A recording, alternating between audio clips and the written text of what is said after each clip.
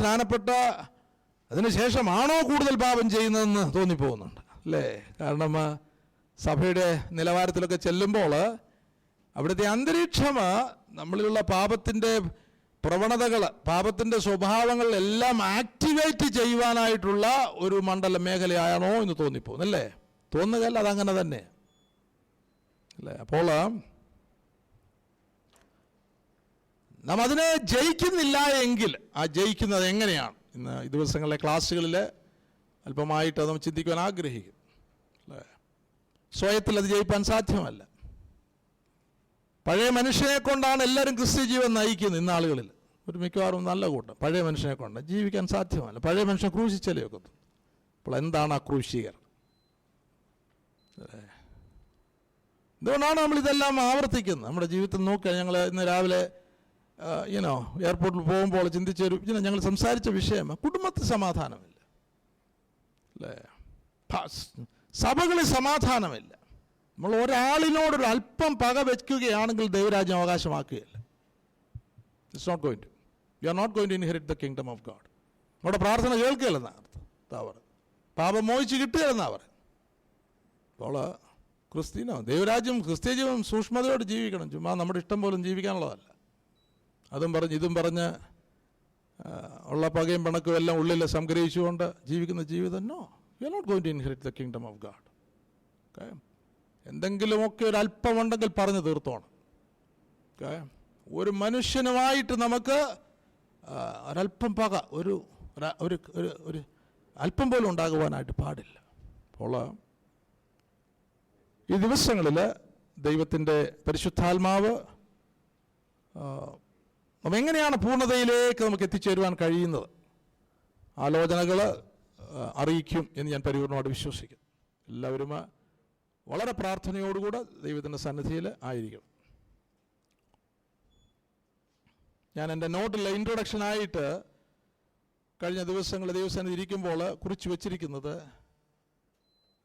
കാലത്തെ വിവേചിക്കുവാനായിട്ടുള്ള ദൈവകൃപ, ഡിസേൺമെൻറ്റ്, വിവേചനം നമുക്ക് ഈ നാളുകളിൽ ഉണ്ടായിരിക്കും. കാലത്തെ വിവേചിക്കുവാൻ. ഈ കാലത്തെക്കുറിച്ച് നമുക്ക് ആത്മീകമായിട്ടുള്ള ഒരു വിവേചനമില്ല എങ്കിൽ ഈ കാലഗതിയിൽ നാം ആയിപ്പോകും അല്ലേ? കാലത്തിൻ്റെ ഗതിയിൽ നാം ആയിപ്പോകും, അറിയുന്നില്ല. അടിയൊഴുക്കാണിപ്പോൾ. ലോകത്തിൻ്റെ ശക്തി ഇതുവരെ ലോകം കാണാത്ത അളവിൽ അതിൻ്റെ ഹയസ്റ്റ് പോയിന്റിൽ വന്ന് നിൽക്കുകയാണ്.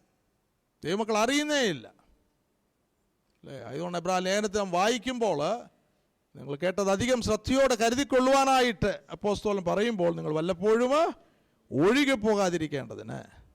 ആ ഒഴുക്കൊന്നും അല്ല ഇപ്പോഴത്തെ ഒഴുക്ക്. ഇതൊരു അടിയൊഴുക്കാണ്, കുത്തൊഴുക്കാണ് അല്ലേ? അതാണ് നാം ഈ നാളുകൾ കാണുന്നത്. ദൈവമക്കളെന്ന് പറയുന്നവർക്ക് യാതൊരു ബോധമില്ലാതെ, ദൈവസഭ എന്ന് പറയുന്ന ഒരു സ്പിരിച്വൽ അണ്ടർസ്റ്റാൻഡിങ് ഇല്ലാത്തതായിട്ടുള്ള ഒരു പോക്കാണ്, ഒരു ഗതിയാണ്, കാലഗതി.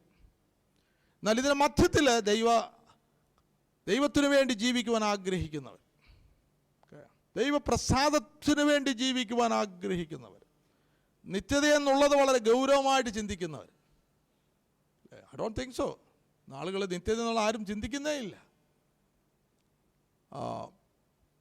ഒരു നാളുകളിൽ ദൈവത്തിൻ്റെ വചനം സൂക്ഷ്മമായിട്ട് ആത്മാവിൽ ഗ്രഹിപ്പാനായിട്ട് സമയം മാറ്റിവെക്കണം. കാലത്തെ വിവേചിക്കുക. ലൂക്കോസിൻ്റെ സുവിശേഷം 12-ാമത്തെ അധ്യായം 56, 57 വാക്യങ്ങളൊന്ന് വായിച്ചാട്ടെ. ലൂക്കോസ് 12-ന്റെ 56, 57. കപടഭക്തിക്കാരെ, ഭൂമിയുടെയും ആകാശത്തിൻ്റെയും ഭാവത്തെ വിവേചിപ്പാൻ നിങ്ങൾക്ക് അറിയാം, എന്നാൽ ഈ കാലത്തെ വിവേചിപ്പാൻ അറിയാത്തത് എങ്ങനെ? ന്യായമായത് എന്തെന്ന് നിങ്ങൾ സ്വയമായി വിധിക്കാത്തതും എന്ത്? അല്ലേ? കാലത്തെ വിവേചിക്കുവാൻ തക്കവണ്ണം ദൈവമക്കൾ ഇന്ന് വളരെ സൂക്ഷ്മതയോട് ദൈവവചനത്തിൻ്റെ അടിസ്ഥാനത്തിൽ ജീവിക്കുവാനായിട്ട് ഉത്സുകരായിരിക്കണം. അല്ല എങ്കിൽ ആ കാലത്തിൻ്റെ ഗതിയിൽ നാമമായിത്തീരും അല്ലേ? ഞാൻ ഓർക്കുകയായിരുന്നു, ഒരു 10 വർഷം 20 വർഷം മുൻപുള്ള ആ അവസ്ഥയും ഇപ്പോഴുള്ള അവസ്ഥയും നാം നോക്കുകയാണെങ്കിൽ, അല്ലേ, അതിൽ ആ അവസ്ഥകൾ 20 വർഷമുള്ള അവസ്ഥകൾ ഇപ്പോൾ നമുക്ക് മടക്കിക്കൊണ്ടുവരുവാൻ കഴിയുമെങ്കിൽ നമുക്കറിയാം ഈ കാലം എത്രത്തോളം അധപ്പതനത്തിലേക്കാണ്, എത്രത്തോളം അധപ്പതിച്ചിരിക്കുന്നു. അതോടൊപ്പം തന്നെ ദൈവമക്കള്, ദൈവസഭകളും അധപ്പതിച്ചിരിക്കുന്നു, അല്ലേ, അറിയുന്നേ ഇല്ല.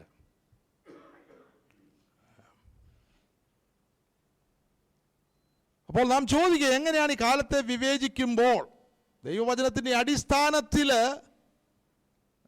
നാം ഈ കാലത്തെ കാണുമ്പോൾ എങ്ങനെ നമുക്കിതിനകത്ത് ജീവിക്കുവാനായിട്ട് സാധിക്കും, അല്ലേ? ദിവസങ്ങളെ ക്ലാസ്സുകളിൽ ആ വിഷയങ്ങൾ ചിന്തിപ്പാനായിട്ട് ദൈവം നമ്മളെ സഹായിക്കട്ടെ.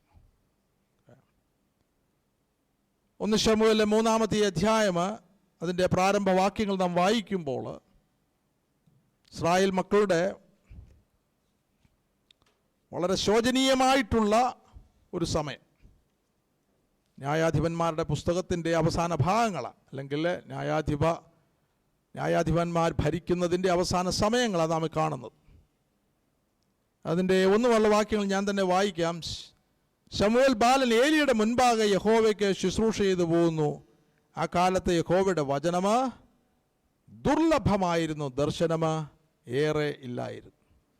ആ കാലത്തൊരിക്കൽ ഏലി തൻ്റെ സ്ഥലത്ത് കിടന്നുറങ്ങി. കാണാൻ വഹിയാതെ വണ്ണം അവൻ്റെ കണ്ണ് മങ്ങിത്തുടങ്ങിയിരുന്നു. ശമൂവേൽ ദൈവത്തിൻ്റെ പെട്ടകം ഇരിക്കുന്ന യഹോവയുടെ മന്ദിരത്തിൽ ദൈവത്തിൻ്റെ വിളക്ക് കെടുന്നതിന് മുൻപേ ചെന്ന് കിടന്നു. അപ്പോൾ യഹോവയുടെ വചനം ദുർലഭമായിരിക്കുന്നതായിട്ടുള്ള ഒരു കാലം.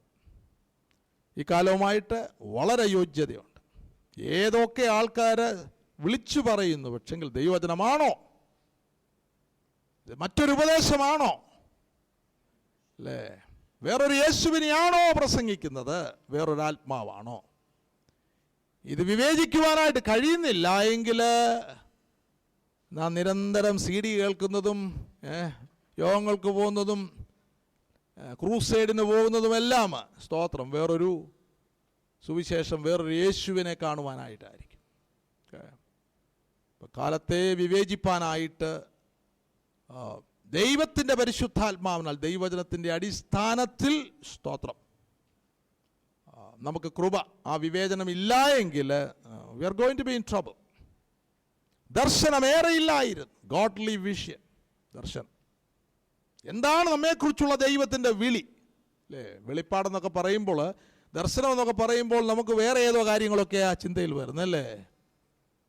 ലോകത്തിൻ്റെ മേഖലകളിൽ ഏതോ ചില കാര്യങ്ങളൊക്കെ വിളിച്ചു പറയുമ്പോൾ നല്ല ദർശനമുള്ള, അല്ലെങ്കിൽ നല്ല അരുളപ്പാടുള്ള, നല്ല ആലോചനയുള്ള സ്തോത്രം. എന്താണ് ഈ ആലോചന, അല്ലേ? എന്താണ് ദർശനം? എന്താണ് പ്രവചനം? ആരാണ് പ്രവാചകന്മാർ? ഇതിനെക്കുറിച്ച് ദൈവവചനത്തിൻ്റെ അടിസ്ഥാനത്തിൽ നമുക്ക് ദൈവിക പരിജ്ഞാനം ഇല്ല എങ്കിൽ ദൈവമക്കളെന്ന് പറയുന്ന ഒരു കൂട്ടം കള്ളപ്രവാചകന്മാരുടെയും ദുരുദ്ദേശന്മാരുടെയും ട്രാപ്പിൽ വീണു പോകും. അപ്പോൾ ചുമ്മാ കുറേ ബഹളം ഉണ്ടാക്കിയത് കൊണ്ട് we are not going to attain this.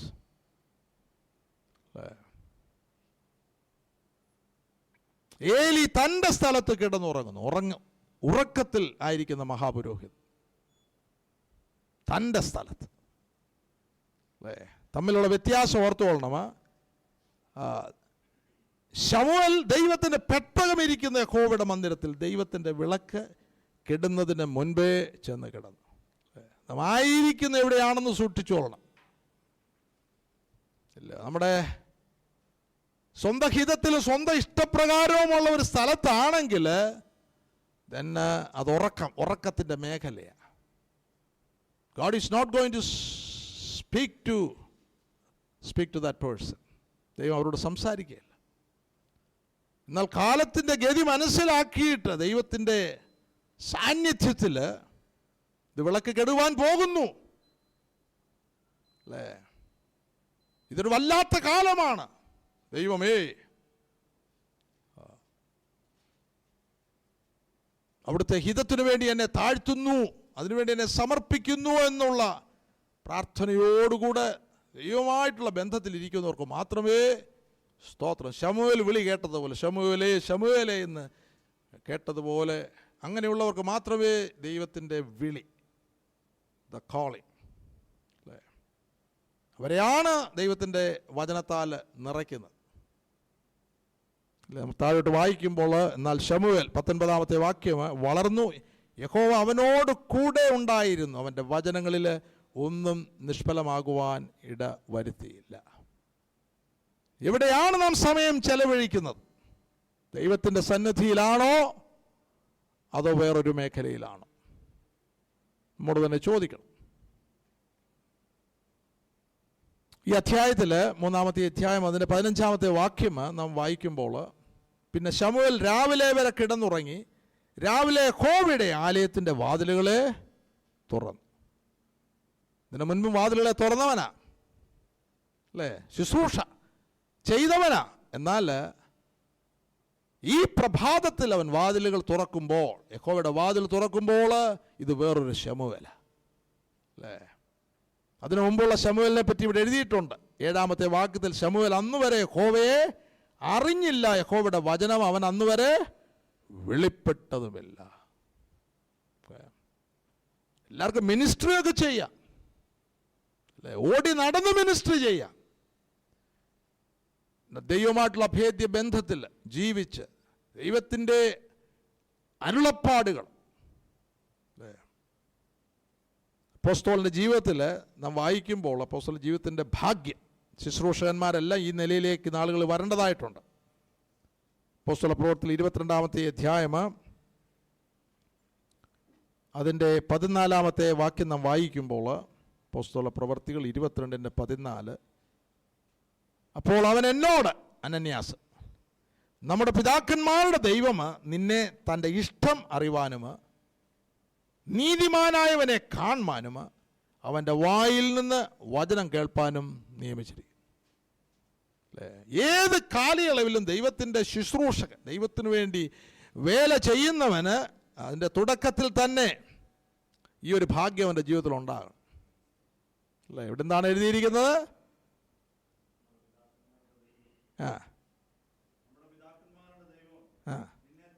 തൻ്റെ ഇഷ്ടം അറിയുവാൻ. ഉച്ച കഴിഞ്ഞ് ഒരല്പസമയം നമ്മൾ ദൈവത്തിൻ്റെ ഹിതം എന്നുള്ളത് കഴിഞ്ഞ നാളുകളിൽ ഞാൻ പല സമയങ്ങളിലെ ക്ലാസ്സുകൾ എടുത്തിട്ടുണ്ട്. എന്നാൽ ഈ സീരീസിന് തുടക്കമായിട്ട് ആ ക്ലാസ്സിൻ്റെ ഒരു ചെറിയ ഔട്ട്ലൈൻ തരണമെന്ന് ഞാൻ ആഗ്രഹിക്കും. ദൈവത്തിൻ്റെ ഹിതം, ദൈവഹിതം, അല്ലേ. ദൈവഹിതം അറിയാതെ കർത്താവിൻ്റെ വേല നിലനിൽക്കുന്ന ഒരു പ്രവൃത്തി ചെയ്യുവാനായിട്ട് സാധ്യമല്ല, അല്ലേ. നമ്മളെ ഇൻ്റർനെറ്റ് യുഗത്തിലാണ് ജീവിക്കുന്നത്, ഇൻഫർമേഷൻ ടെക്നോളജി, നമുക്കൊരുപാട് ധാരാളം മീഡിയ എക്സ്പോഷറുള്ള ഒരു ലോകത്തിലാണ് നമ്മൾ ജീവിക്കുന്നത്, അല്ലേ. നാം കാണുന്നതായിട്ടുള്ള ആ ഒരു മേഖലയാണ് നമ്മളെ വചനത്തെക്കാളും ഇൻഫ്ലുവൻസ് ചെയ്യുന്നത്. ഇതായിരിക്കണം നമ്മുടെ ജീവിതത്തിൻ്റെ പ്രധാനപ്പെട്ട ഇൻഫ്ലുവൻസ്. ഇതായിരിക്കണം, ദൈവവചനമായിരിക്കണം നമ്മളെ മോൾഡ് ചെയ്യേണ്ടത്, അല്ലേ. എന്നാൽ നിർവലിയ കൂട്ടത്തിൽ ഇതിന് സമയമില്ല ഈ ദൈവത്തിൻ്റെ ഇഷ്ടം ഈ വചനത്തിലൂടെ അറിയുവാൻ, അല്ലേ. കാരണം മറ്റു നമ്മൾ ഇന്ന് ലോകത്തിൽ കാണുന്ന പ്രമുഖന്മാരായിട്ടുള്ള ചിലരാണ് ഇന്ന് ക്രിസ്തീയ ലോകത്തെ നിയന്ത്രിക്കുന്നത്, അല്ലേ. അവരുടെ ഇൻഫ്ലുവൻസ് ആണ് ഓരോ നാളുകളിലെ ഒരു വലിയ കൂട്ടത്തെ ലോകത്തിൻ്റെ പ്രകാരം വാർത്തെടുക്കുന്നത്, അല്ലേ. നാം അതിലായിപ്പോയാൽ ദൈവത്തിൻ്റെ ഇഷ്ടം അറിയുവാൻ സാധ്യമല്ല. ദൈവം താൻ നമ്മോട് സംസാരിക്കണം ദൈവവചനത്തിലൂടെ, അല്ലേ. നീതിമാനായവനെ കാണുവാൻ need to have a heavenly vision. Vision എന്ന് പറയുമ്പോൾ യെസ്, അപ്പോസ്തലന് താൻ ആ ദർശനത്തിൽ യേശുവിനെ കാണുന്നതായിട്ട് താഴെ നാം വായിക്കുന്നുണ്ട്. എന്നാൽ നമ്മുടെ ജീവിതത്തിൽ യേശുവിനെ ഞാൻ ഓർക്കുകയായിരുന്നു, ഇങ്ങോട്ട് കാര്യങ്ങൾ ജഡപ്രകാരം കാണുന്നതിലൊക്കെ ഉപരിയാണ് യേശുവിനെ ദൈവവചനത്തിലൂടെ പരിശുദ്ധാത്മാനാൽ വെളിപ്പെട്ട് കിട്ടുന്നത്, അല്ലേ. മനസ്സിലാകുന്നുണ്ടല്ലോ. താവ് ഗലീലയിലായിരുന്നപ്പോൾ ജനലക്ഷങ്ങൾ യേശുവിനെ കണ്ടു, പക്ഷെങ്കിൽ യേശുവിനെ അവർക്ക് വെളിപ്പെട്ട് കിട്ടിയില്ല, അല്ലേ. അപ്പോൾ നമ്മുടെ ഈ കണ്ണുകൊണ്ട് കാണുന്നതല്ല പ്രധാനം, പെട്ടെന്നൊരു സ്വപ്നം കാണുന്നതല്ല പ്രധാനം. ദൈവത്തിൻ്റെ വചനത്തിലൂടെ ഈ മനുഷ്യൻ യേശു എന്ന് 2000 വർഷങ്ങൾക്കു മനുഷ്യപുത്രനായിട്ട് വന്ന ആ പ്രിയപ്പെട്ടവൻ ആരാണ്, അല്ലേ. അതെല്ലാവരെയും കർത്താവ് വെളിപ്പെടുത്തുകയല്ല. പ്രവൃത്തികൾ ഒരു വളരെ കീ ആയിട്ടുള്ളൊരു വാക്യമുള്ളത്. തന്നോടുകൂടെ ഗലീലയിൽ നിന്ന് യെരുശലേമിലേക്ക് വന്ന ഒരു കൂട്ടത്തിന് മാത്രമേ ഉയർത്തെഴുന്നേറ്റ ക്രിസ്തു വെളിപ്പെട്ടുള്ളൂ. ഒരു വലിയ മർമ്മമാണ്. നമുക്ക് ആ ഭാവം ഒന്ന് വായിച്ചു കളയാം. കാരണം എന്നെ വളരെയധികം ഇൻഫ്ലുവൻസ് ചെയ്യുന്നൊരു വാക്യമാണ്. 13-ാമത്തെ അധ്യായം, അപ്പോസ്തല 13-ാമത്തെ അധ്യായം, അതിൻ്റെ 31-ാമത്തെ വാക്യം.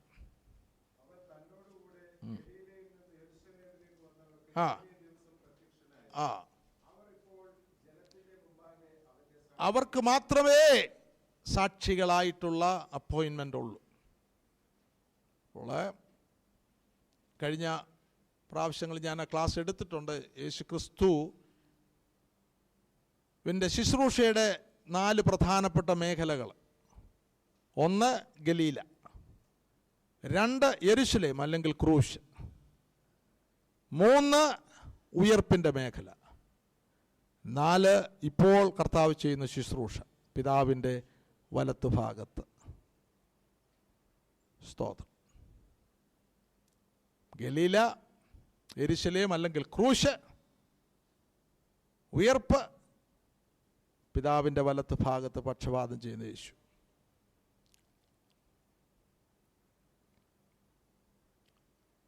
ഈ 4 മേഖലയിൽ നമ്മൾ എത്തേണ്ടതായിട്ടുണ്ട് പൂർണ്ണതയിലേക്ക് വരുവാൻ.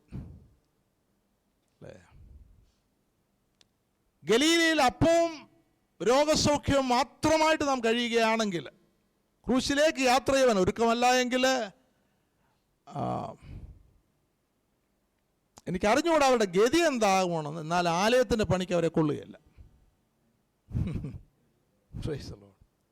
പഴയ കല്ലുകൊണ്ട് ആലയം പണിയുവാനായിട്ട്, അല്ലേ എന്ന് പറഞ്ഞാൽ കർത്താവ് താൻ പറഞ്ഞു, ഈ മന്ദിരം പൊളിപ്പീൻ, എന്നാൽ ഞാൻ 3 ദിവസത്തിനകം ഇത് പൊളിഞ്ഞാലേ ഒക്കത്തുള്ളൂ. പഴയ ആദാമ്യ മനുഷ്യൻ പൊളിഞ്ഞാലേ ഒക്കത്തുള്ളൂ. സ്തോത്രം.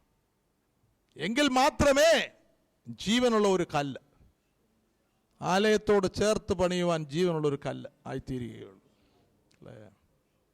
അപ്പോൾ ഇന്ന് ഒരു വലിയ ജനസമൂഹം, ദൈവമക്കളെന്ന് പറയുന്നത്, ക്രിസ്ത്യാനി എന്ന് പറയുന്നവർ ഗലീലയിൽ കിടക്കുകയാണ്. ജഡപ്രകാരം ഒരു ക്രിസ്തുവിനെ, യേശുവിനെ അവരുടെ കാര്യസാധ്യത്തിനു വേണ്ടി, അല്ലേ, പിൻപറ്റുന്നതായിട്ടുള്ള ഒരു കൂട്ടം. കർത്താവ് ഉപദേശം കൊടുക്കുമ്പോൾ ആ കൂട്ടം പറയും, ഇത് കഠിന ഉപദേശം, ഇത് ആർക്ക് കേൾക്കുവാൻ കഴിയും? They are not going to follow Christ to the cross. എന്നാൽ ക്രൂശിലേക്ക് പോകുവാൻ നാം ഒരുക്കമല്ല എങ്കിൽ, നമ്മൾ സ്നാനപ്പെടുന്നത് തന്നെ നമ്മളൊരു തീരുമാനം എടുക്കുന്നത് ക്രിസ്തുവിൻ്റെ മരണത്തിന് പങ്കാളിയാകുവാൻ. അല്ലേ? പങ്കാളിയാകുക എന്ന് പറഞ്ഞാൽ എന്താണ്? നിങ്ങളിത് അതിൽ നിന്ന് കിട്ടുന്ന ആശയം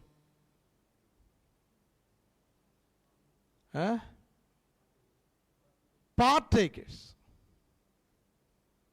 അല്ലേ? എനിക്കറിഞ്ഞൂടെ ഈ കാലം, ഞങ്ങളുടെയൊക്കെ ചെറുപ്പകാലം കൂട്ടുകൃഷികളുണ്ടായിരുന്നു, അല്ലെ, പങ്കുവെച്ചുള്ള കൃഷി. അപ്പോൾ 2 പേരും അത് വിത്തും വളവും എല്ലാം 2 ഒന്നിച്ച് അത് അതിൻ്റെ ഫലമുണ്ടാകുമ്പോൾ വിഭാഗിക്കുന്നു. ക്രിസ്തുവിനോടുകൂടെ കൂട്ടവകാശികൾ എന്ന് നാം റോമാലേഖനം 8-ാമത്തെ അധ്യായത്തിൽ, അല്ലേ? എന്നാൽ ആ കൂട്ടവകാശം വേണമെങ്കിൽ, തേജസ്കരിക്കപ്പെടണമെങ്കിൽ അവനോടുകൂടെ കഷ്ടം അനുഭവിച്ചാൽ കഴിഞ്ഞ ചില മാസങ്ങൾക്ക് മുമ്പ് ഒരു സ്ഥാനത്ത് ക്ലാസ്സുകൾ കൊടുക്കുമ്പോൾ ഈ വചന ഭാഗങ്ങൾക്ക് ആദ്യമായിട്ട് കേൾക്കുന്ന പലരുണ്ടായിരുന്നു അതിനകത്ത്. ഞാനവരോട് ചോദിച്ചു, ഈ ഭാഗങ്ങൾ എക്സ്പ്ലെയിൻ ചെയ്തതിന് ശേഷം, ക്രിസ്തുവിനോടുകൂടെ കഷ്ടം അനുഭവിപ്പാൻ ഒരുക്കമല്ല എങ്കിൽ തേജസ്കരണം ഉണ്ടോ? ഇല്ല. Price the Lord. we're in trouble. അല്ലേ? വെട്ടുകുഴിയിൽ വെച്ചിട്ട് കല്ല് ഒരുക്കി എടുക്കണമെങ്കിൽ, അല്ലേ, കല്ലാശാരി എന്ത് ചെയ്യണം? അതിനകത്തൊരു പണിയുണ്ട്. അത് മുറിവേൽക്കുന്ന പണിയാണ്. എങ്കിൽ ഇത് ഷേപ്പിലാകത്തുള്ളൂ. അല്ലേ? ഞാൻ ഈ നാളുകളിൽ പുറപ്പാട് പുസ്തകത്തിലെ ചില ആലോചനകൾ അവിടെ ഡാലസിൽ കൊടുക്കുമ്പോൾ നമുക്കറിയാം മിസ്രൈമിൽ നിന്ന് ആഭരണം അവർ തന്നെ ചോദിച്ച് വാങ്ങിക്കുന്നതാണ് നമ്മൾ കാണുന്നത്. അത് വേറെ കോണ്ടെക്സ്റ്റിലൊക്കെ ആൾക്കാർ ഉപയോഗിക്കുന്നുണ്ട്, അതല്ല എൻ്റെ വിഷയം. എന്നാൽ ആഭരണം നോക്കുകയാണെങ്കിൽ ഏത് രൂപങ്ങളായിരിക്കും അത്? മിസ്രൈമ്യ രൂപങ്ങൾ ആയിരിക്കും. എനിക്കറിഞ്ഞൂടെ ഏത് ടൈപ്പിലുള്ള. കാളക്കുട്ടി ഡെഫിനറ്റ്ലി മിസ്രൈമിൻ്റെയാണ്. എന്നാൽ ആഭരണങ്ങളെല്ലാം മിസ്രൈമ്യ രൂപങ്ങളാണ്. ഈ ആഭരണങ്ങൾ ഇസ്രായേൽ മക്കൾ ദൈവം തന്നെ അവരോട് പറഞ്ഞ് ചോദിച്ച് വാങ്ങിക്കുവാൻ പറയുന്നതിന് ഉദ്ദേശം എന്തായിരിക്കും? കാരണം ഇതിനെ സ്തോത്രം ആലയത്തിൻ്റെ പണിക്ക് വേണ്ടി ഉപയോഗിക്കണം. എന്നാൽ അതേ രൂപത്തിൽ ആലയത്തിൻ്റെ പണിക്ക് വേണ്ടി ഇതിന് ഉപയോഗിക്കുവാൻ സാധ്യമല്ല. സ്തോത്രം. ദൈവം ജ്ഞാനാത്മാവ് കൊണ്ട് ചിലരെ നിറച്ചിട്ട് ഈ ആഭരണം അല്ലെങ്കിൽ ഈ സ്വർണം, മിസ്രൈമ്യ രൂപമുള്ള ഈ സ്വർണം ഒരു പ്രോസസ്സിലൂടെ കടന്നു പോകണം അല്ലേ? ജ്ഞാനാത്മാവ് കൊണ്ട് നിറഞ്ഞതായിട്ടുള്ളൊരു ശുശ്രൂഷ വൃന്ദം ഇതിനെ ഒരുക്കിയിട്ട് പർവ്വതത്തിൽ കാണിച്ച മാതൃക പ്രകാരം ഒരു പണി ഇതിൽ ചെയ്യണം അല്ലേ? എങ്കിൽ മാത്രമേ അതിൽ നിന്ന് നിയപ്പെട്ടം ഉണ്ടാകത്തുള്ളൂ. എങ്കിൽ മാത്രമേ ഒരു കവരവിളക്ക് അല്ലെ നിലവിളക്ക് ഉണ്ടാകുകയുള്ളൂ. അത് മിസ്രൈമിൻ്റെ രൂപമല്ല, അത് ദൈവം മോശയ്ക്ക് പർവ്വതത്തിൽ കാണിച്ചതായിട്ടുള്ള സ്വർഗീയ ആലയത്തിൻ്റെ മാതൃകയാണ്. Price the Lord. പുതിയ നിയമസഭയിൽ അപ്പോസ്തലന്മാരെയും പ്രവാചകന്മാരെയും സുവിശേഷകന്മാരെയും ഉപദേശകന്മാരെയും ഇടയന്മാരെയും ഒക്കെയും നിയമിച്ചാക്കിയിരിക്കുന്നത് മിസ്രൈമ്യ രൂപങ്ങളെ അല്ലേ, ആദാമ്യ രൂപങ്ങളെ ക്രിസ്തുവിന് അനുരൂപികൾ ആക്കി തീർക്കുവാനായിട്ടാണ്. സ്തോത്രം. എന്നാൽ ഞാൻ നിങ്ങളോട് ചോദിക്കട്ടെ, ആ പണി ഇന്ന് നടക്കുന്നുണ്ടോ അല്ലേ? ഞാൻ ആത്മാവുകൊണ്ടുള്ള നിറവുള്ളവരുണ്ടായിരിക്കണം. ആത്മാവിൻ്റെ നിറവ്, ദൈവത്തിൻ്റെ വചനം, അതായത് കർത്താവായ യേശു ക്രിസ്തു പഠിപ്പിച്ചതുപോലെ, അപ്പോസ്തലന്മാർ പഠിപ്പിച്ചതുപോലെ അതേ പ്രകാശനത്തിൽ, അതേ വെളിപ്പാടിൽ ഇത് പകർന്നു കൊടുത്തെങ്കിൽ മാത്രമേ ഈ മിസ്രൈമ്യ രൂപങ്ങൾ സ്തോത്രം ക്രിസ്തുവിൻ്റെ അനുരൂപികൾ ആയി തീരുകയുള്ളൂ. അല്ലെങ്കിൽ ഇതെല്ലാം കാളക്കുട്ടിയായിട്ട് തീരുകയാണ് അല്ലേ? ഹോമയാഗം നടക്കുന്നുണ്ടോ? ഉണ്ട്. ഏതൊക്കെ യാഗം നടക്കുന്നു അതിരാവിലെ അവരെഴുന്നേറ്റു എന്ന് നമ്മൾ വായിക്കുന്നത് അല്ലേ? ഓടുന്നുണ്ട് എല്ലാത്തിനും. പക്ഷെങ്കിൽ ആരുടെ മുമ്പ് യാഗം കഴിക്കുവാനായിട്ടാണ് പോകുന്നത്? അവിടെ 32-ാമത്തെ അധ്യായത്തിൽ കാളക്കുട്ടിയുടെ മുൻപിൽ അവിടെ തീറ്റിയ കുടിയ കളിയെ ഞാൻ എൻ്റെ നോട്ടിൽ എഴുതിയിരിക്കുന്നു. തീറ്റിയിലും കുടിയിലും കളിയിലും അവസാനിക്കും.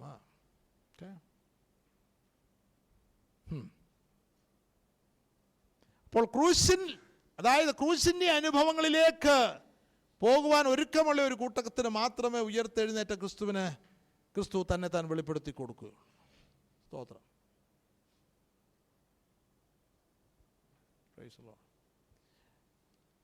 നമുക്ക് ഒരു ഇൻസ്റ്റൻസിൽ അറിയാം, ശിഷ്യന്മാരുടെ മേൽ ഊതിയിട്ട് പറയുന്നു പരിശുദ്ധാത്മാവിനെ കൈക്കൊള്ളുവിൻ.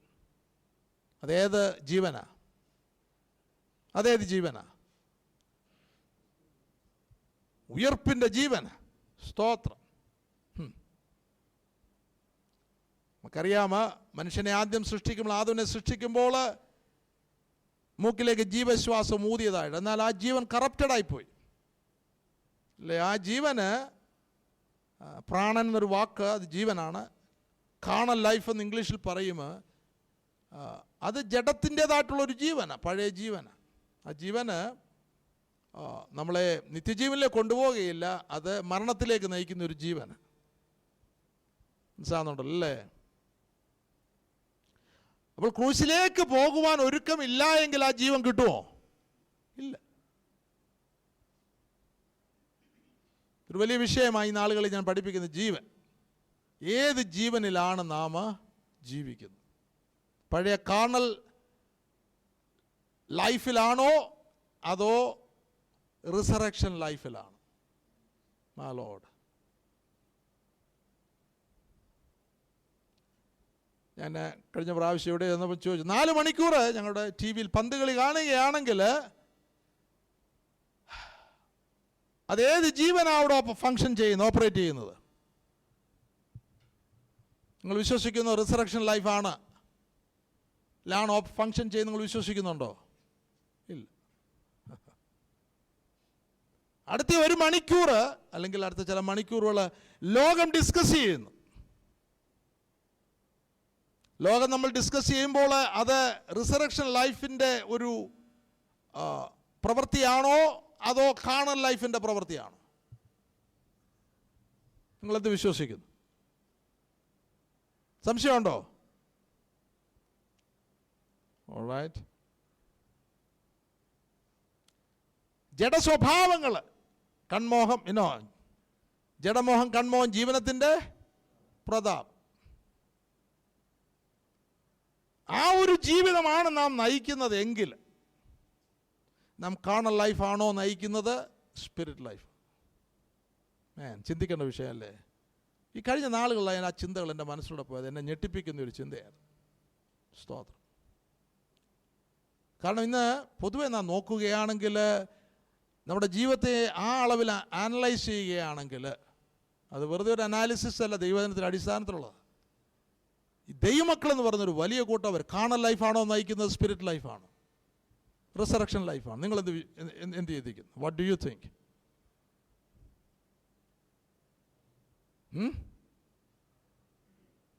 സംശയമുണ്ടോ? അതായത് ഈ നാളുകളിൽ ഞാൻ ഓർപ്പിച്ചത്, അതായത് നമ്മുടെ ചിന്ത, ലോകം നമ്മൾ ചിന്തിക്കുന്നു. ജഡമോഹം, കൺമോഹം ജീവനത്തിൻ്റെ പ്രതാപം. ഒരു ദൈവത്തിനെ അതാണ് നിയന്ത്രിക്കുന്നത്. ലോകത്തിൽ കാണുന്ന എല്ലാം വേണം അല്ലേ? സംസാരിക്കുന്ന ലോകമാണ് അല്ലേ? സഭയിൽ ചെന്ന ലോകമാണ്. കാരണം രാഷ്ട്രീയത്തിലൊക്കെ ഉണ്ട്, വളരെ ആക്റ്റീവാണ്. അപ്പോൾ ടെലിഫോൺ കോൺവെർസേഷൻ എല്ലാം എന്തായിരിക്കും? ഞാൻ പറയുന്നതിൻ്റെ ഉള്ളിൽ കിട്ടുന്നുണ്ടല്ലോ അല്ലേ? എത്ര പേർക്ക് അത് കിട്ടുന്നുണ്ട്? അപ്പം നമ്മുടെ ജീവിതത്തെ വെളിയിലാരെന്ന് പറഞ്ഞു നമ്മുടെ ജീവിതത്തെ അനലൈസ്, ഞാൻ ഇത് ദിവസങ്ങൾ അനലൈസ് ചെയ്തുകൊണ്ടിരിക്കുക അല്ലേ? ഞാൻ ഫോൺ എടുക്കുമ്പോൾ എന്താണ് സംസാരിക്കുന്നത്? അത് ലോകമാണെങ്കിൽ ഏത് ലൈഫാ, ഏത് ജീവനാ അവിടെ ഫങ്ഷൻ ചെയ്ത് ഓപ്പറേറ്റ് ചെയ്യുന്നത്? ഏത് ജീവനാ?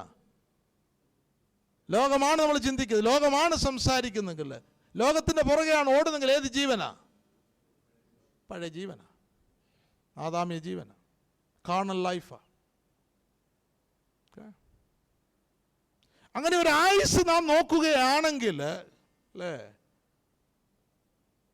മൈ ലോർഡ്, ഇത് മുഴുവൻ കാർണൽ ലൈഫ് ആണെങ്കിൽ നിത്യജീവൻ അവകാശിയാകുവാനായിട്ട് കഴിയുമോ? നിത്യജീവൻ, ഇറ്റേണൽ ലൈഫ് എന്ന് പറയുമ്പോൾ ഒരുവൻ യഥാർത്ഥമായിട്ട് മാനസാന്തരപ്പെടുമ്പോൾ ആരംഭിക്കുന്നതാണ് ഇറ്റേണൽ ലൈഫ് അല്ലേ?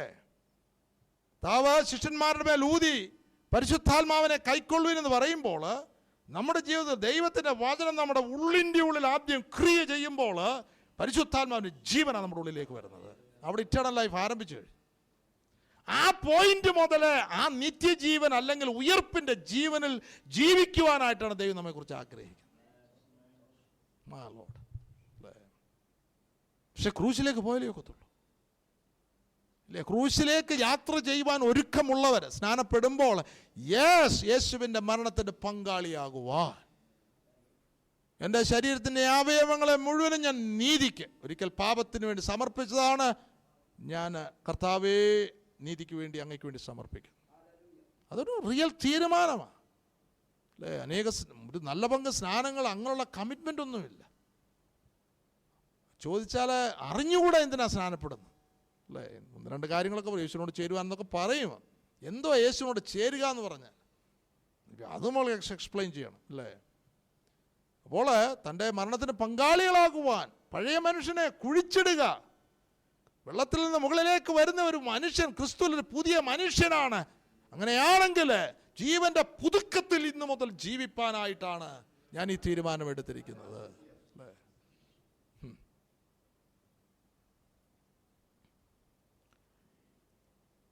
ആ തീരുമാനമെടുത്ത് പടിപടിയായിട്ട് നമുക്ക് ഇമ്മീഡിയറ്റ്ലി ആ ദിവസം മുതൽ 100% ഒന്നും ജഡത്തെ എൻ്റെ രാഗമോട് ക്രൂശിക്ക് വരികാൻ സാധ്യമല്ല. ഞാൻ ക്രൂശീകരിക്കപ്പെടത്തില്ല. റിയാലിറ്റി നമ്മൾ തീരുമാനമെടുത്തു. എന്നാൽ നമുക്കൊരായുസ് നൽകിയിരിക്കുന്നതിൻ്റെ പൂർണ്ണതയിലേക്കൊരു യാത്ര ചെയ്യുവാനായിട്ടാണ് അല്ലേ? അതിനാ പിതാവിൻ്റെ വലത്ത് ഭാഗത്ത് ഇപ്പം കർത്താവ് ഇരിക്കുന്നു. എന്തിനാ? ശത്രുക്കളെ പാദപീഠം ആക്കോളൂ. തൻ്റെ ശത്രുക്കൾ എവിടാ ഉള്ളത്? ഈ ശത്രുക്കൾ എവിടാ? ഏത് ശത്രുവിനെ പറ്റിയാണ് പറയുന്നത്? തൻ്റെ ശത്രുക്കളെ പാദപീഠമാക്കുവോളം. നമ്മളിൽ വ്യാപരിക്കുന്നതായിട്ടുള്ള അന്യായ ശക്തികളിൽ നമ്മളെ വിടുവിക്കുവാനായിട്ടാണ് പിതാവിൻ്റെ വലത്ത് ഭാഗത്ത് അരുമനാഥന് ഇരുന്ന് പക്ഷപാതം ചെയ്യുന്നത് അല്ലേ? താൻ മുഖാന്തരമായി തന്നോട് അടുക്കുന്നവർക്ക് വേണ്ടി, ദൈവത്തോട് അടുക്കുന്നവർക്ക് വേണ്ടി അവരെ പൂർണ്ണമായിട്ട് രക്ഷിപ്പാനായിട്ടാണ് നമ്മുടെ പുത്രനായ ദൈവം പിതാവിൻ്റെ വലത്ത് ഭാഗത്തിരിക്കുന്നത് അല്ലേ? Price the Lord. അപ്പോൾ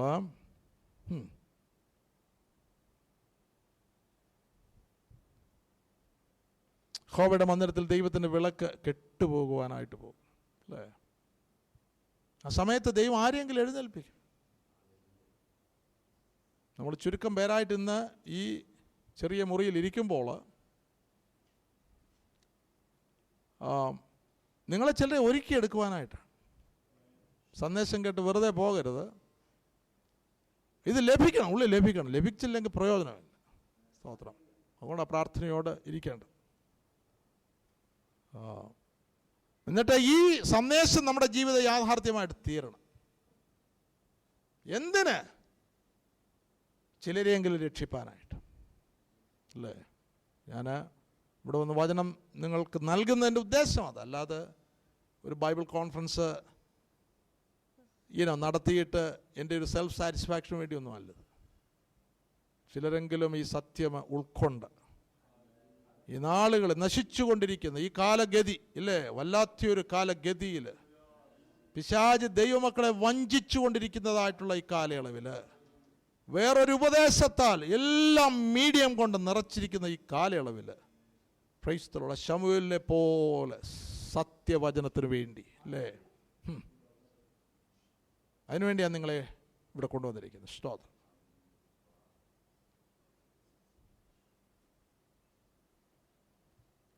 ശമൂവേലിന്റെ പുസ്തകം 2-ാമത്തെ അധ്യായം 12-ാമത്തെ വാക്യത്തിൽ ഏലിയുടെ പുത്രന്മാരെ പറ്റി ഇപ്രകാരം എഴുതിയിരിക്കുന്നത്: നീചന്മാർ, യഹോവയെ ഓർക്കാത്ത ഒരു കൂട്ടം, യാഗവും വഴിപാടും ചവിട്ടുന്നവർ, 2:29, പ്രധാന ഭാഗം കൊണ്ട് തങ്ങളെ തന്നെ കൊഴുപ്പിക്കുന്നവർ, ദൈവത്തെക്കാൾ മനുഷ്യന് ബഹുമാനം കൊടുക്കുന്ന ഒരു കൂട്ടം അല്ലേ?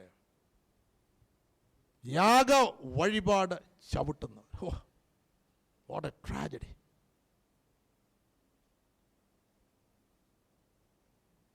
എല്ലാം യാഗത്തിൻ്റെ പേരിലാണ് ഇപ്പം ചെയ്യുന്നത്. എല്ലായിടത്തും ഒരു യാഗപീഠം പോലൊക്കെ ഉണ്ടാക്കി വെച്ചിട്ടുണ്ട് എന്ന് പറഞ്ഞാൽ രക്ഷിക്കപ്പെട്ടു സ്നാനപ്പെട്ടെന്നൊക്കെ പറയുന്നുണ്ട്. പക്ഷെ അതിൻ്റെ യാഥാർത്ഥ്യത്തിൽ എത്തുന്നില്ല എങ്കിൽ ദൈവത്തിൻ്റെ നിയമങ്ങളെ എല്ലാം നമ്മൾ അഴിക്കുകയാണ് ദൈവമക്കളെ അല്ലേ? എനിക്കറിയാം, ആദ്യ തലമുറയിൽ സ്നാനം എന്നൊക്കെ പറഞ്ഞു കഴിഞ്ഞാൽ അത് വലിയേറിയ ഒരു ആത്മീക ശുശ്രൂഷയായിരുന്നു, അത് ഗൗരവമായിരുന്നു. എന്നാൽ ഈ കാര്യങ്ങൾ വന്നപ്പോൾ അത് പെട്ടെന്ന് സംഭവിച്ചതല്ല. ഓരോ സീസൺ ഇതിന് അയവ് വരുത്തുവാൻ തുടങ്ങിയപ്പോൾ ഇന്ന് ഇതെല്ലാം ഒരു ചടങ്ങിൽ. അങ്ങനെയാണെങ്കിൽ യാഗ നിയമങ്ങളെ, യാഗവും വഴിപാടും ചവിട്ടുന്നതായിട്ടുള്ള അവസ്ഥയാണ് അല്ലേ? ഇത് കണ്ട് വേദനിക്കുന്നതാ ഈ സത്യം, ഇതിൻ്റെ ഗൗരവം, ദൈവ വഴിയുടെ ഗൗരവം മനസ്സിലാക്കുന്ന ഒരുവൻ ഇന്നത്തെ അവസ്ഥ കണ്ടു കഴിഞ്ഞാൽ വേദനിക്കും. അവൻ്റെ ഹൃദയം പിടച്ചുകൊണ്ടിരിക്കും. എന്ന് പറഞ്ഞാൽ പരിശുദ്ധനേ, ഇതിനൊരു ഉദ്ധാരണം വേണം. അവൻ്റെ ജീവിതം അതിനുവേണ്ടി സമർപ്പിക്കപ്പെടും. ദൈവമായ കർത്താവ് ഇന്ന് ഈ വചനം കേൾക്കുന്ന എല്ലാവരുടെയും ഹൃദയങ്ങളിൽ അതുപോലൊരു ആത്മഭാരം അല്ലേ? ഇന്ന് ദൈവമക്കളെന്ന് പറയുന്ന ഒരു കൂട്ടം, ദൈവസഭ എന്ന് പറയുന്ന ഒരു കൂട്ടത്തിൻ്റെ മധ്യയാണ് ഒരു വലിയ മാനസാന്തരത്തിൻ്റെ പ്രവൃത്തി നടക്കേണ്ടത് അല്ലേ? സുവിശേഷവുമായിട്ട് ഇതുവരെ സുവിശേഷം എത്താത്തതായിട്ടുള്ള സ്ഥാനങ്ങളിൽ പ്രവർത്തിക്കുന്നവരെ ഓർത്ത് ദൈവത്തിന് സ്തോത്രം. Let them do there work അല്ലേ? അവർ സത്യവചനം കൊടുക്കുവാനായിട്ടൂടെ പ്രാർത്ഥിക്കണം അല്ലേ? ഞാൻ ഇത് കഴിഞ്ഞിട്ട് നോർത്ത് ഇന്ത്യയിലെ ഒരു സ്ഥാനത്തേക്ക് പോകുകയാണ്. അവിടെ അത് അറേഞ്ച് ചെയ്യുന്നതായിട്ടുള്ള പ്രിയപ്പെട്ട ദൈവത്തിൻ്റെ ദാസൻ ചെറുപ്പക്കാരന് ഈ സത്യവചനം അവിടെ നൽകിക്കൊണ്ടിരിക്കുകയാണ്. എന്നിട്ട് എന്നെ വിളിച്ചു പറഞ്ഞത്, പാസ്റ്ററെ, ഇവിടെ വേറൊരു ഉപദേശങ്ങളും ഇതുവരെ എത്തിയിട്ടില്ല, വേറൊരു സുവിശേഷം, വേറൊരു ക്രിസ്തുവിനെ പ്രസംഗിക്കുന്ന ആരും തന്നെ ഇവിടെ ഇതുവരെയും കാലുകുത്തിയിട്ടില്ല. നമുക്ക് ഫസ്റ്റ് ചാൻസ് കിട്ടിയിരിക്കുകയാണ്. സത്യവചനം ഇവരുടെ ഉള്ളിലേക്ക് നമുക്ക് കൊടുക്കണം, അല്ലേ? ഹല്ലേലൂയ. വലിയൊരു ആത്മഭാരം നമുക്കുണ്ടാകണം. പുറപ്പാട് പുസ്തകം അല്ലെങ്കിൽ ആവർത്തന പുസ്തകം 9-ാമത്തെ അധ്യായത്തിൽ ഇസ്രായേൽ മക്കളെ പറ്റി പറയുമ്പോൾ, ആവർത്തനം 9:16 വാക്യം, യഹോവ നിങ്ങളോട് കൽപ്പിച്ച വഴി വേഗത്തിൽ വിട്ടുമാറിയിരുന്നത് കണ്ടു. ഞാൻ നോക്കിയപ്പോൾ, അല്ലെങ്കിൽ ഞാൻ നോക്കിയാറെ, നിങ്ങൾ നിങ്ങളുടെ ദൈവമായ യഹോവയുടെ പാപം ചെയ്ത് ഒരു കാളക്കുട്ടിയെ വാർത്തുണ്ടാക്കി. യഹോവ നിങ്ങളോട് കൽപ്പിച്ച വഴി വേഗത്തിൽ വിട്ടുമാറിയിരുന്നത് കണ്ടു. 3 മാസം ആയിട്ടുള്ളൂ, മതി. മിസ്രൈമിൽ നിന്ന് ചോരത്തളിപ്പനാൽ ഇറങ്ങിയ ഒരു കൂട്ടം ചെങ്കടൽ കടന്ന് ചില മാസങ്ങൾക്കുള്ളിൽ ഹോരേബിൻ്റെ അല്ലെങ്കിൽ സിനായ് മരുഭൂമിയുടെ മേഖലയിൽ വരുന്നു. നമുക്കറിയാം, മോശ പർവ്വതത്തിലേക്ക് പോകുന്ന സമയത്ത് നിമിഷ നേരം കൊണ്ട് ഇവർ കാളക്കുട്ടിയെ വാർത്തുണ്ടാക്കും, അല്ലേ? Short span of time. യഹോവ കൽപ്പിച്ചതായിട്ടുള്ള വഴി വേഗത്തിൽ വിട്ടുമാറിയെന്ന്, അല്ലേ? പക്ഷെ ദൈവിക നിയമങ്ങളെ കലർപ്പിൽ അതിനെ മിക്സ് ചെയ്യുവാനായിട്ട് മറുഭാഗത്ത് പിശാച് നിരന്തരം പരിശ്രമിച്ചുകൊണ്ടിരിക്കുക. മോശ പർവ്വതത്തിൻ്റെ മുകളിൽ ദൈവത്തിൻ്റെ സന്നിധിയിൽ ഇരിക്കുമ്പോൾ 10 കൽപ്പന, ആ കൽപ്പലക ആ സമയത്ത് ദൈവം എഴുതിക്കൊണ്ടിരിക്കുക. 1-ാമത്തെ കൽപ്പന, ഞാനല്ലാതെ അന്യദൈവങ്ങൾ കൊണ്ടാക്കരുത്. ആ സമയത്ത് എന്ത് താഴെ സംഭവിക്കുന്നത് എന്താണ്? കാളക്കുട്ടിയെ. അതുപോലെ വഞ്ചന നിറഞ്ഞതായിട്ടുള്ള ഒരു ലോകത്തിലാണ് നാം ജീവിക്കുന്നത്, മറന്നു പോകരുത്.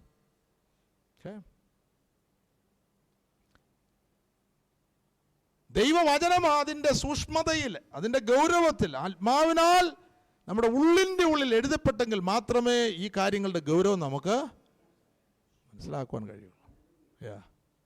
അല്ല എങ്കിൽ ഇതേ കാളക്കുട്ടികൾ വേറൊരു രൂപത്തിൽ, മനുഷ്യരൂപത്തിൽ ഇന്ന് ഓടി അതായത് ദൈവമക്കളെ മുഴുവൻ അവകാശമാക്കിക്കൊണ്ടിരിക്കുക, അല്ലേ? എല്ലാം കാളക്കുട്ടികളാണ്, കൊഴുത്തതാ, തടിച്ചതാ. പക്ഷേ അത് അമാലേക്കിൻ്റെ, അല്ലേ? മാലേക്കിൻ്റെതാ. ശൗൽ അതിനെ കൊല്ലുമോ? കൊല്ലുകയല്ല, കാരണം അവൻ ജഡമാ, അല്ലേ? ശൗലെന്ന് പറയും അവൻ ജഡമാ, ഇസ്രായേലിൻ്റെ ജഡമാ. അവൻ അമാലേക്ക് രാജാവിനെയും കൊല്ലുകയില്ല, അവിടെയുള്ള തടിച്ചതിനെയും കൊഴുത്തതിനെയും കൊല്ലുകയില്ല. എന്നിട്ട് അവൻ്റെ എക്സ്ക്യൂസ് പറയും, ഇതിനെല്ലാം ഞാൻ യാഗമാ, അങ്ങനെയുള്ള യാഗം ദൈവത്തിന് വേണ്ട. സ്തോത്രം, പ്രൈസ് ദി ലോർഡ്, ഹല്ലേലൂയ. ദൈവത്തിന് വേണ്ടിയത് ജീവനും വിശുദ്ധിയും ദൈവത്തിന് പ്രസാദമുള്ള യാഗമായിട്ട് സമർപ്പിക്കുന്ന ഒരു കൂട്ടത്തെയാണ് ദൈവം ആഗ്രഹിക്കുന്നത്. സൂക്ഷിച്ചോളും. നെഹമ്യാവിൻ്റെ പുസ്തകം 9:18 വാക്യം വായിച്ചാട്ട്. നെഹമ്യാവ് 9:18.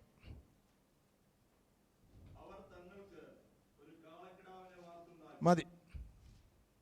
അവർ തങ്ങൾക്ക്, ഞാൻ അണ്ടർലൈൻ ചെയ്തിട്ടുണ്ട്, ഒരു കാളക്കുട്ടിയെ വാർത്ത് ഉണ്ടാക്കി.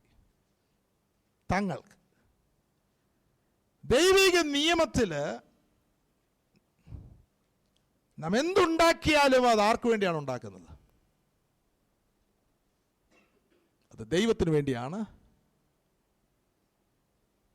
ഉണ്ടാക്കുന്നത്. ദൈവം അതാണ് ആഗ്രഹിക്കുന്നത്. ഉൽപ്പത്തി പുസ്തകം 8-ാമത്തെ അധ്യായം 20-ാമത്തെ വാക്യം വായിച്ചാൽ,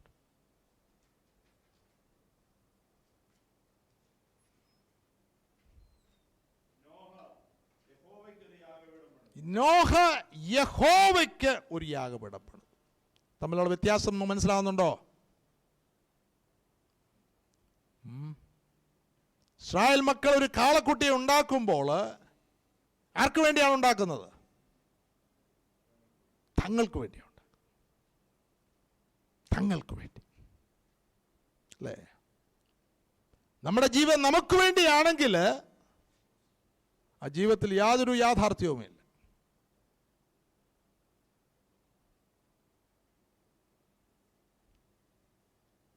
നാം ഒരു പ്രവർത്തന മേഖലയിൽ വളരെ ഉത്സാഹത്തോട് പ്രവർത്തിക്കുമ്പോൾ, മിനിസ്ട്രി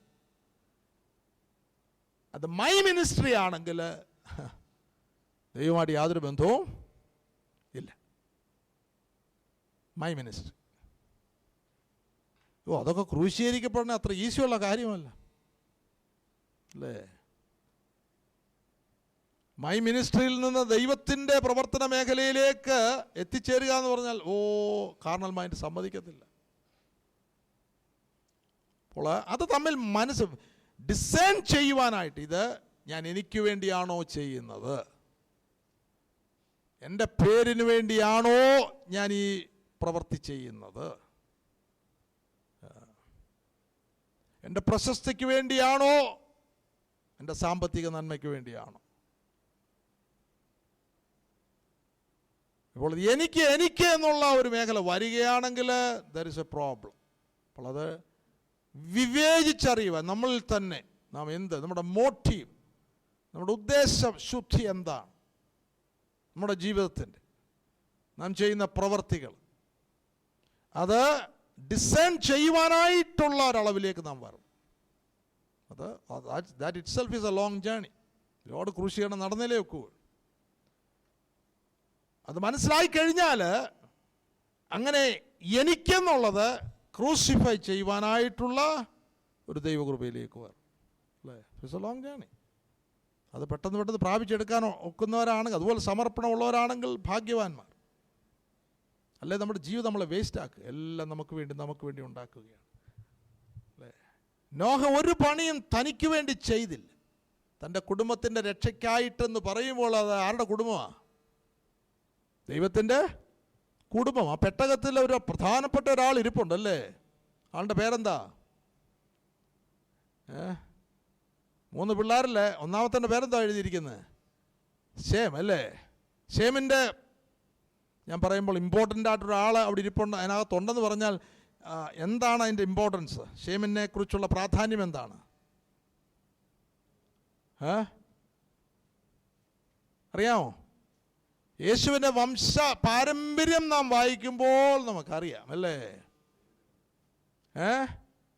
ശേമിൻ്റെ ആ പാരമ്പര്യത്തിൽ നിന്നാണ് ആര് വരുന്നത്? ലീനിയേജിൽ നിന്നാണ് ആര് വരുന്നത്? ക്രിസ്തു. ക്രിസ്തുവിൻ്റെ ലീനിയേജിൽ നിന്ന് ആരാണ് വരുന്നത്? നാം ഓരോരുത്തരും. Price the Lord. ഓർത്തോളം നാം പറയും നോഹയുടെ കുടുംബം, എന്നാൽ അതിലൊക്കെ ഉപരി ദൈവത്തിൻ്റെ കുടുംബമാണ്.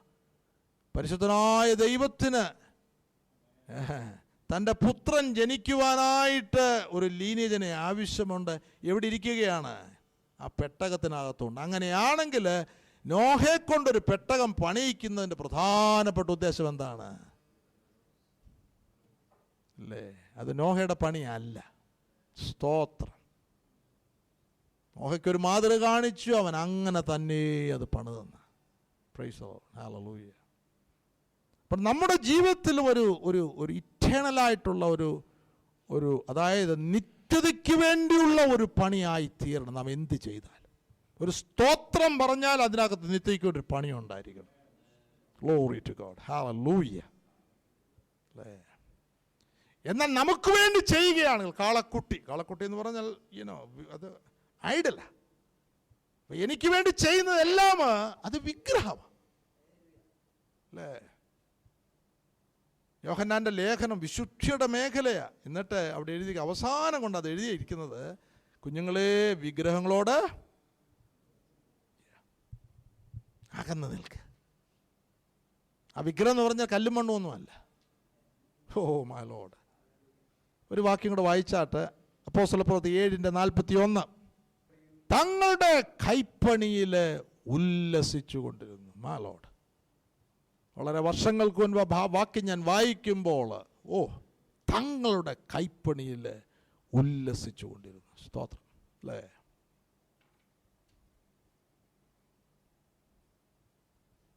നമുക്കെന്നെ അറിയാം, ഒരു പ്രവൃത്തി നമ്മളോട് വെളിപ്പെടുകയാണെങ്കിൽ എന്ത് സംഭവിക്കും? മൈ മിനിസ്ട്രി അല്ലേ? ഇപ്പം നമുക്കതെല്ലാം വീണ്ടും കാണാനുള്ള സംവിധാനങ്ങളുണ്ട്. ഇവിടെയും ഇത് വീഡിയോയിൽ എടുക്കുന്നുണ്ട്.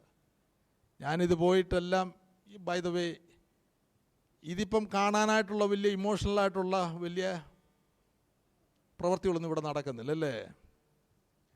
എന്നാൽ ഞാനിത് പോയി ഇതിൽ ഉല്ലസിക്കുകയാണെങ്കിൽ അത് വീണ്ടും വീണ്ടും ഒക്കെ ഒന്ന് റീവൈൻഡ് ചെയ്ത് കണ്ട് ദിസ് ഇസ് ഗ്രേറ്റ്. അങ്ങനെ ഉണ്ടാകാതിരിക്കാൻ വേണ്ടി അതെല്ലാം സിമ്പിളായിട്ട് നാം ചെയ്യുന്നു. അതിനകത്ത് വേറെ താടി മോടിയൊന്നുമില്ല. കാരണം അതൊക്കെ വെച്ച് കഴിഞ്ഞാൽ എന്ത് സംഭവിക്കും? ഉല്ലസിക്കാനായിട്ടുള്ള സാധ്യതകൾ ഉണ്ട് അല്ലേ? നമ്മൾ നോക്കും റേറ്റിംഗ് എന്തോ ഉണ്ടെന്നല്ലേ? എന്താണ് പറയുന്നത്? എത്ര ഹിറ്റുകളുണ്ടെന്ന് അല്ലേ? ഉല്ലസിച്ചു കൊണ്ടിരുന്നു. ഗ്ലോറി. അപ്പോൾ അതിൽ നിന്നെല്ലാം നമുക്കൊരു വിടുതൽ കിട്ടിയാലേ ഒക്കത്തുള്ളൂ. ഞാനിത് പറയുമ്പോൾ യഥാർത്ഥ ക്രൂശിൻ്റെ അനുഭവം നമുക്ക് നമ്മുടെ ജീവിതത്തിൽ ഇല്ല എങ്കിൽ ഇത് എത്ര പഠിപ്പിച്ചാലും ആ പഴയ മനുഷ്യൻ അവൻ ഇങ്ങനെ സമയം കിട്ടുമ്പോൾ അവൻ്റെ ഭണമ ഉയർത്തും. അപ്പോൾ ഇതിൽ നിന്നുള്ള വിടുതൽ, ഇതാണ് റിയലായിട്ടുള്ള വിടുതൽ എന്ന് പറയുന്നത് അല്ലേ? ബദ്ധന്മാർക്ക് വിടുതൽ, കുരുടന്മാർക്ക് കാഴ്ച എന്നൊക്കെ പറയുമ്പോൾ ഇതൊരു അതായത് ഇതൊരു പാരതന്ത്ര്യമാണ്. നാം ഈ ലോകത്തിൻ്റെ കൈപ്പണിയിൽ, നമ്മുടെ കൈപ്പണിയിൽ ജഡമോഹം, കൺമോഹം, ജീവനത്തിൻ്റെ പ്രതാപം, ഇതൊക്കെ കാരാഗ്രഹത്തിൻ്റെ അവസ്ഥയാണ് ദൈവം മക്കളെ അല്ലേ? നമുക്ക് എന്തെങ്കിലും കാണുമ്പോൾ ഉടനെ അത് ലഭിക്കണം അല്ലേ? മറ്റവൻ്റെ ലോകപ്രകാരമുള്ള സമൃദ്ധി കാണുമ്പോൾ പെട്ടെന്ന് അസൂയ നമ്മുടെ ഉള്ളിലേക്ക് പ്രവേശിക്കും അല്ലേ? അത് സ്വാതന്ത്ര്യമാണോ? അത് സ്വാതന്ത്ര്യമല്ല, അത് ഫൂളിഷ്നെസ്. അത് പഴയ മനുഷ്യൻ ജീവിക്കുന്നതാണ്. എന്നാൽ അതിൽ നമുക്കൊരു വിടുതലുണ്ട് ക്രൂശിൻ്റെ അനുഭവത്തിൽ അല്ലേ? നമ്മൾ ആ ഒറ്റ ലക്ഷ്യത്തിലേക്ക്, പിതാവിൻ്റെ ഹിതം നമ്മൾ പൂർണ്ണമാകണം, അതിലേക്കുള്ള ഒരു യാത്രയാണ്. ലോകത്തിലെ ഒന്നും നമ്മളെ പിടിച്ചു വയ്ക്കുന്നില്ല. നമ്മുടെ ലക്ഷ്യം മുഴുവനും പിതാവിൻ്റെ ഇഷ്ടം ചെയ്തവൻ്റെ വേല തികയ്ക്കണമെന്നുള്ളതാണ്. മൈ ലോർഡ് അല്ലേ? കാലത്തെ വിവേചിക്കുവാനായിട്ട് ദൈവം നമ്മളെ സഹായിക്കട്ടെ. ജഡം അതിൻ്റെ ഹയസ്റ്റ് പോയിന്റിൽ, അതായത് ഉൽപ്പത്തി പുസ്തകം 6-ാമത്തെ അധ്യായത്തിലേക്ക് നാം വന്നുകൊണ്ടിരിക്കുകയാണ്. ദൈവത്തിന് സംസാരിക്കുവാനായിട്ട്, ദൈവത്തിന് ഇടപെടുവാനായിട്ട്, മനുഷ്യനോട് ഇടപെടുവാനായിട്ട് ദൈവം ആഗ്രഹിക്കുന്നു. പക്ഷേ ദൈവം താൻ പറയുന്നു അല്ലേ, അവൻ ജഡം തന്നെ അല്ലോ. 6-ാമത്തെ വാക്യം, 6-ന്റെ 3-ാമത്തെ വാക്യം,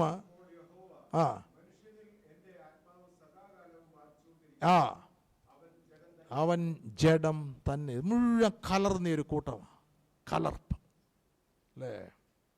അവരുടെ നമുക്കറിയാം, ഒരു വിവാഹത്തിൻ്റെ വിഷയങ്ങൾ പറയുമ്പോൾ ദൈവത്തിൻ്റെ പുത്രന്മാർ മനുഷ്യരുടെ പുത്രിമാരെ സൗന്ദര്യമുള്ളവരെന്ന് കണ്ടിട്ട് തങ്ങൾക്ക് ബോധിച്ച് അല്ലേ? അപ്പോൾ നമ്മുടെ പ്രയോറിറ്റി, അതായത് ഒരു കാര്യം നമ്മൾ തിരഞ്ഞെടുക്കുമ്പോൾ ദൈവികമായിട്ടുള്ള നിയമങ്ങളല്ല നമ്മുടെ അടിസ്ഥാനം, ലോകമിട്ടിരിക്കുന്ന നിയമങ്ങളാണ് നമ്മുടെ അടിസ്ഥാനം. പ്രോബ്ലം അല്ലേ? അപ്പോൾ തിരഞ്ഞെടുപ്പ്, പാപത്തിൻ്റെ തൽക്കാല ഭോഗത്തെക്കാളും ദൈവ മക്കളോടുകൂടെ കഷ്ടം അനുഭവിക്കുന്ന മോശ തിരഞ്ഞെടുക്കുക. അത് ദൈവം ഇട്ടിരിക്കുന്നൊരു സ്റ്റാൻഡേർഡ് അല്ലേ? മിസ്രൈമിലെ അല്ലെങ്കിൽ ഫറവോൻ്റെ പുത്രിയുടെ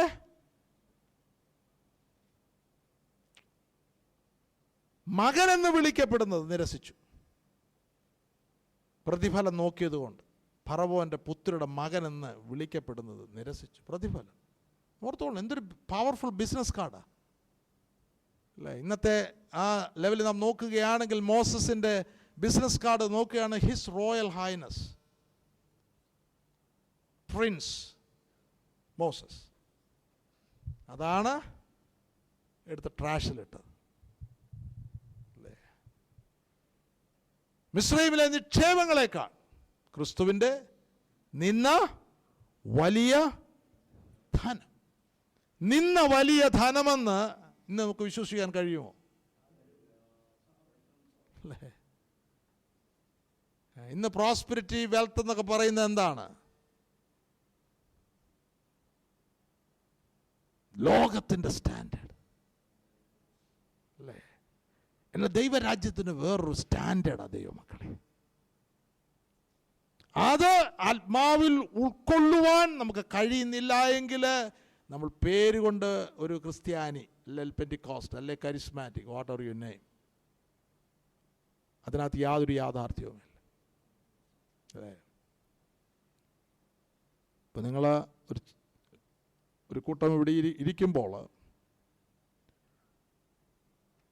ഈ ദൈവവചനത്തിൻ്റെ അടിസ്ഥാനത്തിൽ, ക്രൂശിൻ്റെ വചനത്തിൻ്റെ അടിസ്ഥാനത്തിൽ എങ്ങനെ ഒരു ജീവിതം പണിയുവാൻ സാധിക്കും അല്ലേ.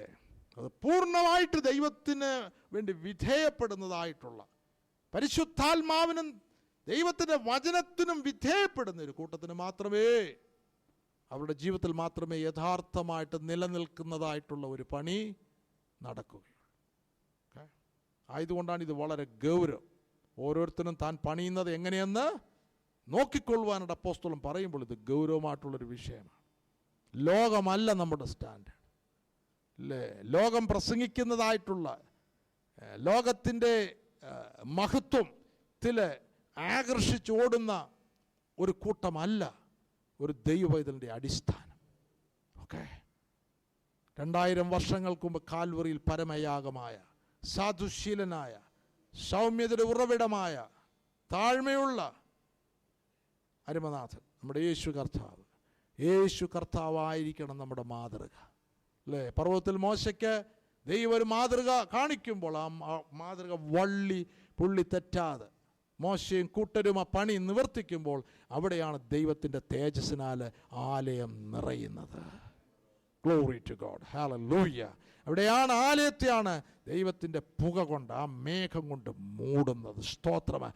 അവിടെ മോശയ്ക്ക് പോലും കയറി ശുശ്രൂഷിപ്പാൻ സാധ്യമല്ല. അത് മുഴുവനും ദൈവത്തിൻ്റെ ആത്മാവിനാൽ കംപ്ലീറ്റഡ് അധിവസിക്കുന്നതായിട്ടുള്ളൊരു മേഘം അല്ലേ. അധിവസിച്ചെന്ന്, അധികാരത്തോടുകൂടെ വസിച്ചെന്ന് അധിവസിക്കുക. അവിടെ വേറെ ഒരു ബോസന്മാരുമില്ല. Price the Lord. അവിടെ വേറെ അതിനെ നിയന്ത്രിക്കുന്ന മറ്റാരുമില്ല. ദൈവം താൻ അല്ലേ. ഒരു ദൈവവൈതലിൻ്റെ ജീവിതത്തിൽ ദൈവത്തിൻ്റെ ആത്മാവിനാൽ, ദൈവത്തിൻ്റെ വചനത്താൽ നയിക്കപ്പെടുന്ന, പരിപൂർണമായിട്ട് നയിക്കപ്പെടുന്ന ഒരു ജീവിതം, അതാണ് പൂർണ്ണതയുടെ ജീവിതം അല്ലേ.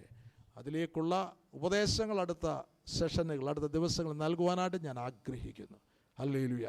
ദൈവമായ കർത്താവ് വചനങ്ങളാൽ നമ്മെ അനുഗ്രഹിക്കട്ടെ.